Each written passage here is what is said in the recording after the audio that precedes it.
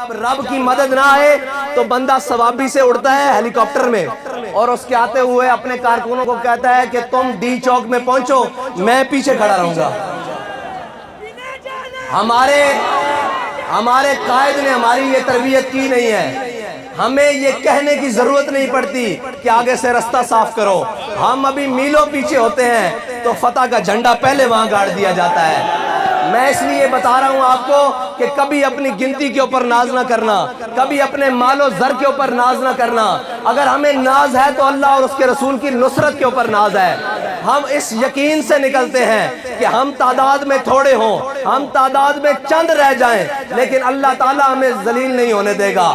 اللہ تعالیٰ ہمارے ذلت کے توق ہمارے گلے میں نہیں ڈالے گا، کیونکہ ہم اس کے آسرے پر نکلے ہیں، اس کے یقین پر نکلے ہیں۔ اور جس کو سہارا ہو بوٹوں کا،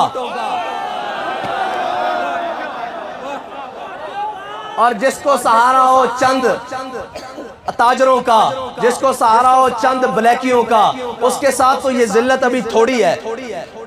وہ کہتا تھا میں نے کسی کے اوپر شیل نہیں برسائے۔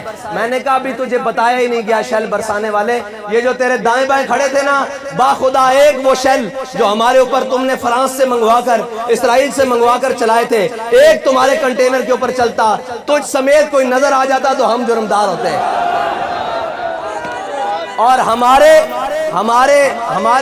وہ کیا کہتے ہیں، چے نسبت خاک راب عالم پاک، ہمارے کارکنوں کی اس کے کارکنوں سے نسبت، یہ تو کوئی تعلق ہی نہیں بنتا نا، یہ تو کوئی چیز نہیں بنتا۔ اس کے کارکن لینڈ کروزرز میں بیٹھ کے آئیں، اے سی والی گاڑیوں میں بیٹھ کر آئیں، اور وہ پشاور موڑ تک نہ پہنچ سکے، اور ہمارے کارکنوں کے پاؤں میں جوتیاں بھی نہ ہوں، سروں پر کپڑا بھی نہ ہو، اور جناب تن پر پھٹے ہوئے کپڑے ہوں، اور کھانے کے لیے چاول جو شاپر میں ہو، پھر بھی وہ ہر گولی کے سامنے کھڑے ہو کر کہتے ہیں، ہر ظالم کے سامنے کھڑے ہو کر کہتے ہیں کہ ستمگر ادھر آ، ہنر آزمائے، تو تیر آزما، ہم جگر آزمائے۔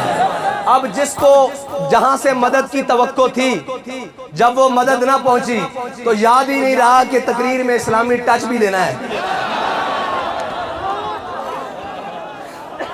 جب اسلامی ٹچ دینے کی بات آئی تو میں نے کہا یاد رکھنا اسلام ٹچ سے نہیں آتا۔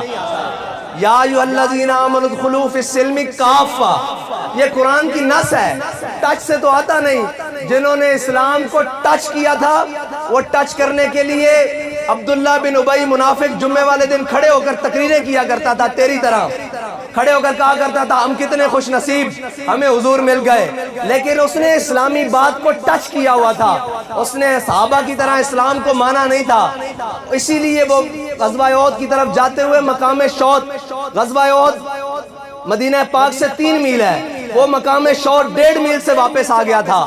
اور جنہوں نے اسلام کو اسی طرح مانا تھا جس طرح میرے آقا و مولا صلی اللہ علیہ وسلم نے فرمایا، انہوں نے کہا یا رسول اللہ آپ ہم سے پوچھتے ہیں بدر جانا چاہیے کہ نہیں جانا چاہیے؟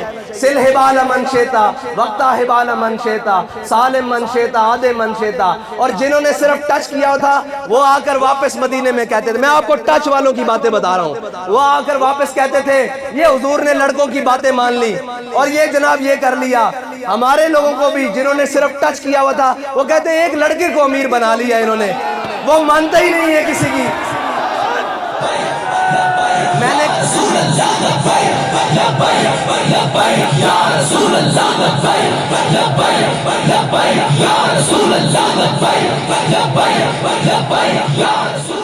میں نے کہا اس لیے کہ ہم ٹچ والے تو ہیں نہیں کہ کسی تگڑے کو دیکھ کے سر جھکا لیں، کسی زوراور کو دیکھ کے کہیں گے نہیں جی ہم آپ کی ساری باتیں مانتے ہیں۔ بالکل نہیں مانتے ہم کسی کی بات، ہم کیونکہ امیر المجاہدین کی مجلس میں بیٹھے ہوئے ہیں، اور امیر المجاہدین کی مجلس وہ مجلس ہے جس میں ہمیشہ عظیمت کی بات ہوئی، جس میں ہمیشہ استقامت کی بات ہوئی۔